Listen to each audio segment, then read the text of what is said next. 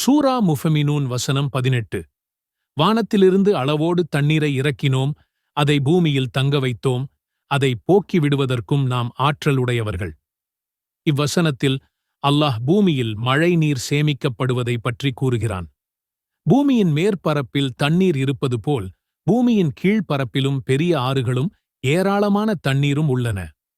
மழைநீர் பூமியில் ஏரிகள், குளங்கள், ஆறுகள், நீர்த்தேக்கங்கள் என்று மேற்பரப்பிலும் சேமிக்கப்படுகிறது. நிலத்தடி நீர்தான் பூமியின் மிகப்பெரிய இயற்கை நீர் சேமிப்பிடம். நிலத்தடி நீர் எப்படி உருவாகிறது என்று இன்று நம் பாடப்புத்தகங்களில் தெளிவாக விளக்கப்பட்டுள்ளது. மழைநீர் மண்ணின் இடைவெளிகள் வழியாக பூமிக்குள் ஊடுருவி கீழே இருக்கும் பாறையின் இடைவெளிகளில் சேமிக்கப்படுகிறது. இதுவே நிலத்தடி நீர் எனப்படுகிறது. இதைத்தான் நாம் கிணறு, போர்வெல் போன்றவற்றின் மூலம் எடுத்து பயன்படுத்துகிறோம்.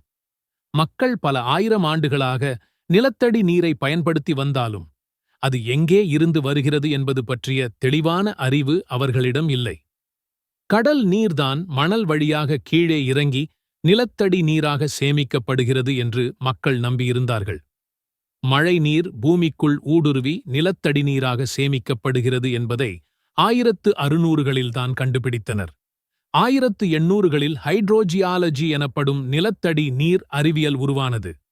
1856இல் ஹென்றி டார்சி என்னும் விஞ்ஞானி மழைநீர் எவ்வாறு மண் மற்றும் கற்களில் ஊடுருவி பூமிக்குள் செல்கிறது என்பதை விளக்கினார்.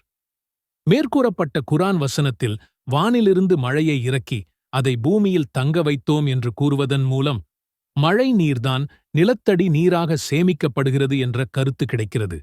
மேலும் பூமியில் தங்க வைக்கப்பட்ட நீரை போக்கிவிடுவதற்கும் நாம் ஆற்றலுடையவர்கள் என்று அல்லாஹ் கூறுகிறான். இன்றைய ஆய்வுகளின் மூலம் நிலத்தடி நீர் முற்றிலும் தீர்ந்து போகும் அபாயம் உள்ளது என்று கண்டுபிடித்து அதற்கான முன்னெச்சரிக்கை நடவடிக்கைகளையும் எடுத்து வருகின்றனர்.